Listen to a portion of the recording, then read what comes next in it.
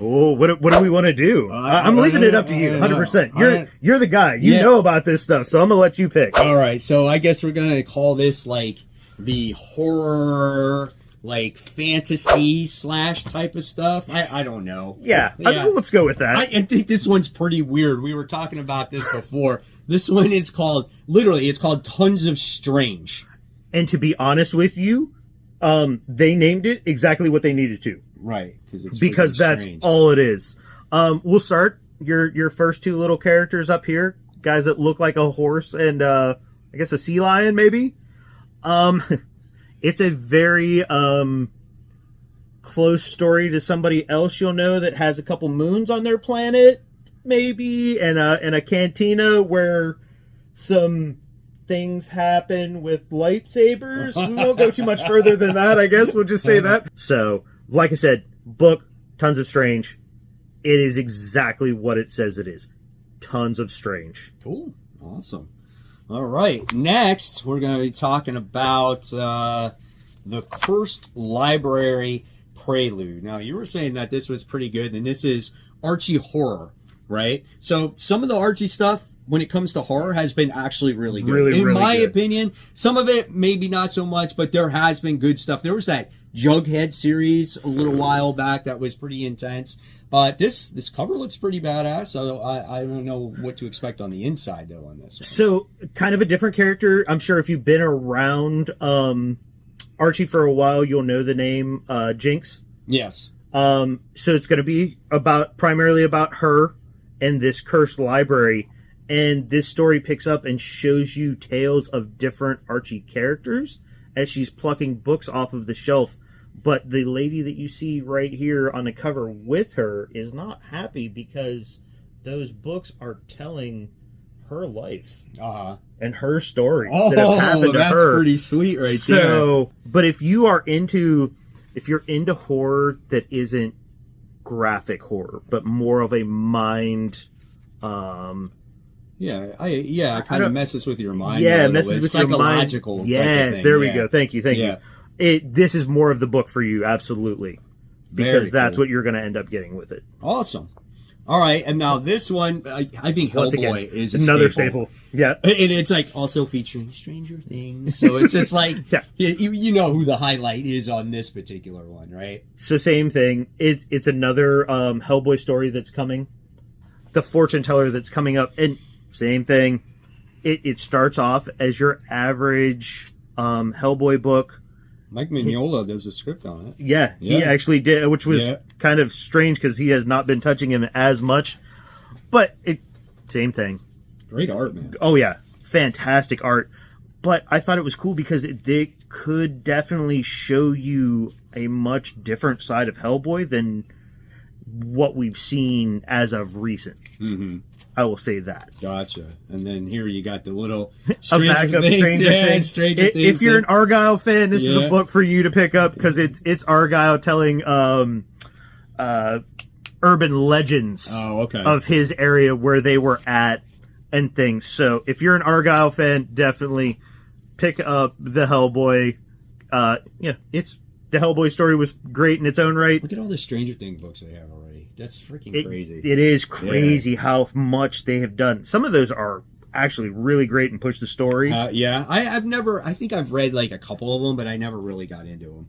So the good thing with those is they will tell you some of the other numbered character stories. Oh, okay. That we've never seen, that happen to get out or things like that. So, yeah, definitely a good pickup. All right, so our next one goes to the worlds of James Tynion? Tynion?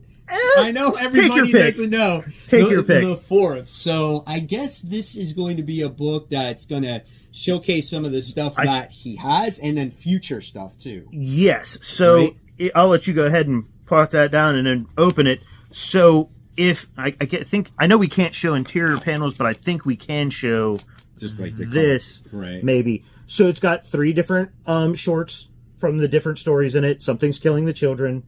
Mike mentioned it earlier. That the mid one is the one mimetic, maybe. Yeah. Sorry if I pronounce that wrong. I'm sure you guys will kill me in the comments. That's fine. And then The Woods. if you've read any of Something's Killing the Children, you'll definitely recognize this. Pretty sure it comes directly from that first trade paperback that's out there. But the ones that got me were actually The Woods and Memetic. Memetic seems like it is going to be this kind of world where social media is more than it should be. And then The Woods follows a writer who had a tragic something happen to them and their family. It was a large-scale event. I don't know if I want to use the word terrorist attack, but a large-scale something that happened, and a lot of people were lost. Looks so incredible. What is Conan? Is Conan like fantasy? Is he like he's a barbarian? Yeah. Right? So dragons, shit like that, that's what you're gonna see, right? Exactly. Okay. So once again, we're back. Titan has one, I think you and John talked about this last year. Conan's back with Titan again. Yeah. So you're gonna see more of that Frazetta style thought process to his universe.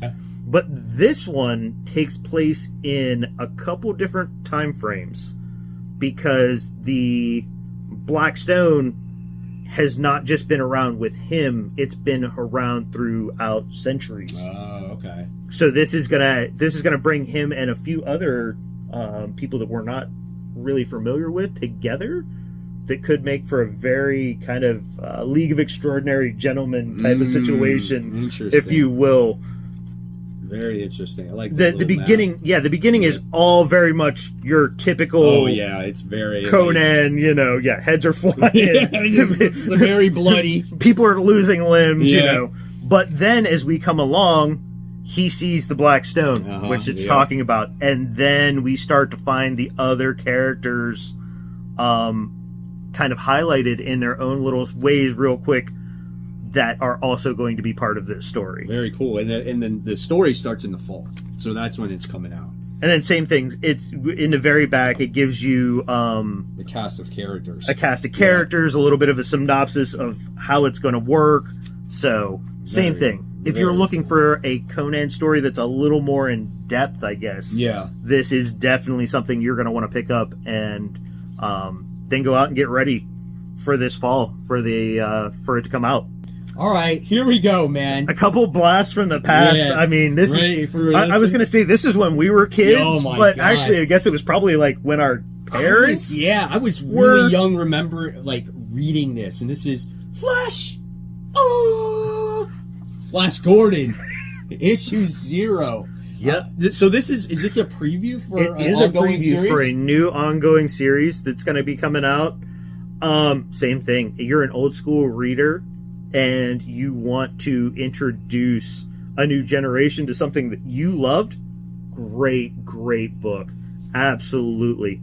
It follows his adventures. Same thing as a lot of these that I've noticed this year. These guys are putting timelines in, and they're showing you when their books are actually coming out as well.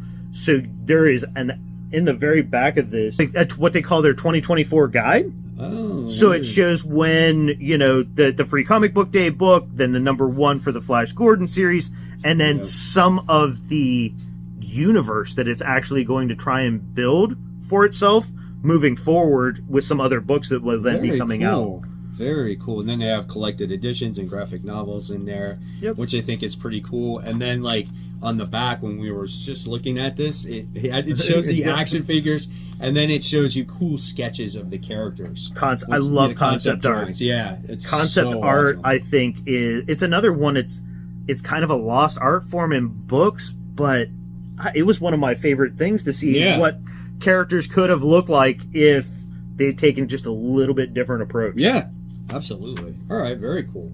Now we have another blast from the past. We have Johnny Quest.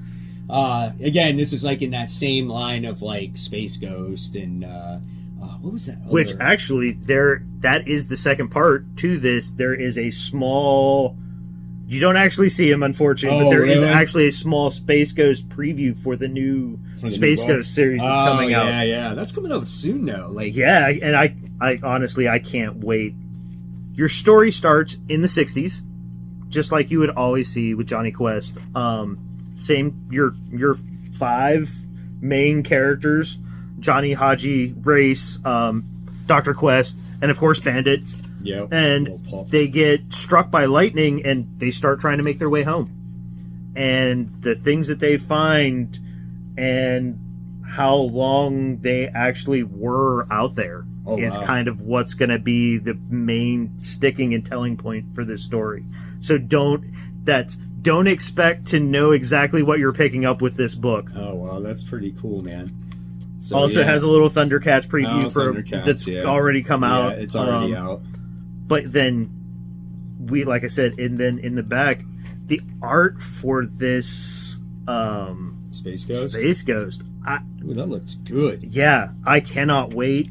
That looks I am really very, good, very man. interested. Plus, I kind of like the fact that we're going to get some backstory on the kids. Yeah, You know, before it was always kind of like, how did they end up with this guy running around in outer space? Hey, Space Ghost, let's go! You know? Yeah. So, it looks really, really well done. Both books. I personally, I'm super excited for the Space Ghost. Just, yeah. Cool. What's going on here? Yeah, we have, it's absurd, it's inane, it's mad. This is a job for Superman.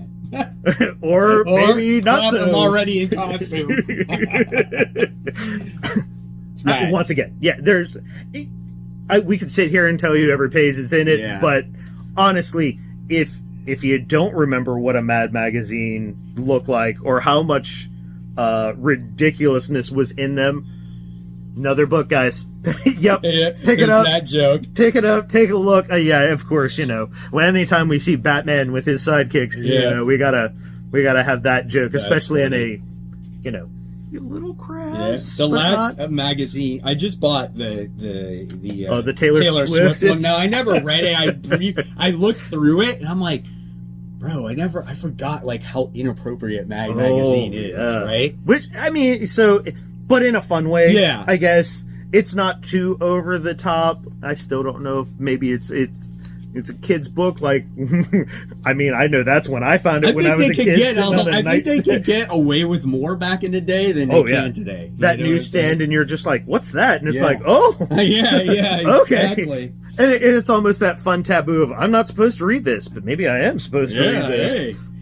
All right, so then the last one of this like fantasy / a little bit of superhero stuff, I guess, we have Teenage Mutant Ninja Turtles, which they also come out with one every single year as Yes, well. they do.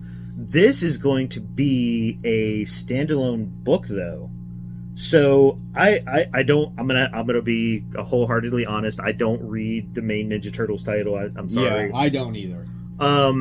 However, they do talk about a mutant bomb that goes off, which I'm pretty sure actually happened in the main storyline as well. And this is following. We don't know which one. In general, we know it's a turtle. We Yeah. just don't know which one because it never tells us as we go through. Looks like a little shredder. But yeah, that's it what's kind of led has to that believe, yeah. thought process to Yeah. it. But he is the defender of where these mutated people are and kind of their history, if you will. I really, really enjoyed the preview for this. It's actually Night Watcher. Yeah, Night Watcher #1 is what the title is going to be called. And then Fun story next the one. fun story. It's called Splinter's Day Off. It is exactly what you would expect. You know, he sends the guys out to do stuff, and he's there doing all of the fun things that he doesn't want them to know that he enjoys when they're not around. Absolutely. Cool. Very cool. IDW. Yep. Holding on to your turtles with dear life, man. Yes, Let me tell you. Yeah, don't let him go. Don't let him go, whatever you do. All right, so now this is like, I don't know, miscellaneous. Yeah, we're gonna have to go with miscellaneous here because we're gonna go through a bit of an oddity. Yeah. Let's put it that way. You're gonna go, wait, how did you go from that book to that book? Yeah. What, guys? But this is cool. I don't. Did you used to watch this when you were a kid? So yeah, when I was a kid, I definitely remember it. I couldn't tell you that I watched it a lot. Gotcha Man. I'm like, this is like so old for me. Like when I was so young when I watched, I didn't even know what the name of it was. No, I'm 100% right there with you. And if you don't know, this was out there probably same kind of time that if you were our age, I'll be 45 this year and things. I just turned 49. So there you go. So, when you were watching Voltron, yeah, this would be a cartoon that would have popped up before it because it was a little older. Yeah. And things. It's Gotcha Man in the Gotcha Force. They run around and do kind of what Voltron does. They all have their own little vehicles and things, but then they all come together. Not as cool. No, this is the ship that I remembered. And it used to go like super fast and they would be in it and they would be sweating. And it's like the typical like anime and I'm just like, why are they always sweating? What is with their faces? Like, that's what I thought when I was a little kid, Exactly. Not realizing the style and the animation that it was back then. Exactly. See, like, look, that's what you experienced. 100%. Right? If you have seen any of this stuff before, it is a great little, nostalgia grab for a new series. Then it also has an old, Yeah. Oh my God! It just profusely. It looks like at the end of a basketball game when they're interviewing the guy and he's just dripping. Yeah. But backup story for one of the older issues, and then also just to kind of go along with this new universe, a villain that's going to have their own Gotcha Man spinoff called what is that? Galactor? Yeah, Galactor #1 this July. Hopefully I didn't pronounce that one. Yeah, it looks right. It looks right. It looks right. Yeah, so, same thing. It's a nostalgia book for sure. Absolutely. Oh, they give you a timeline also. Same thing. Yeah. Like I said, a lot of these guys were really smart with the whole timeline thing this year. It's Mad Cave. Trying to, to show you when their books were coming out, which I think is, for me as a comic book store worker, makes my life so much easier because then I at least have some kind of idea as to when I can expect to see these things or help people find them. Yeah, absolutely. All right, our next book is another one. Yep, another staple. Always comes out. It's flippin' Street Fighter versus Final Fight. Which, come on, what do you say to that? I mean, you take two iconic, side scroller, as an iconic side scroller and a fighter from when we were kids again, right?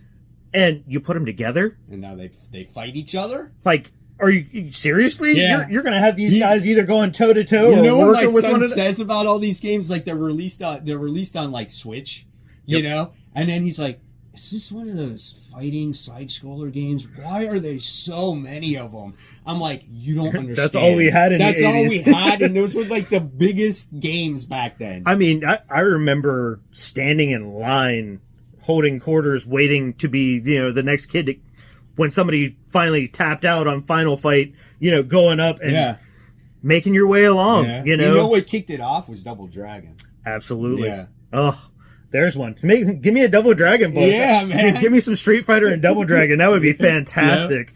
Yeah, but I mean, the art is good. Yeah, it's literally what you can expect from a Street Fighter comic. So if you read any of the ongoing series, it's very similar artwork in that style. But I like how it changes too. Yeah. When we're dealing primarily with more of the Street Fighter aspect, it looks more like theirs. But when you're dealing with the Final Fight characters together more so, it looks very much like an art style, a different art style. So you have that transition as you go back and forth. Very well thought out. Yeah. Very well executed. Look at the size of Guile's freaking biceps. He's just absolutely huge. And then Chun-Li's her thighs are just enormous. I think they're competing to see whose thigh and upper forearm can be the biggest. Oh, it's so great. Oh, that's classic, man. Yeah. Very, very cool.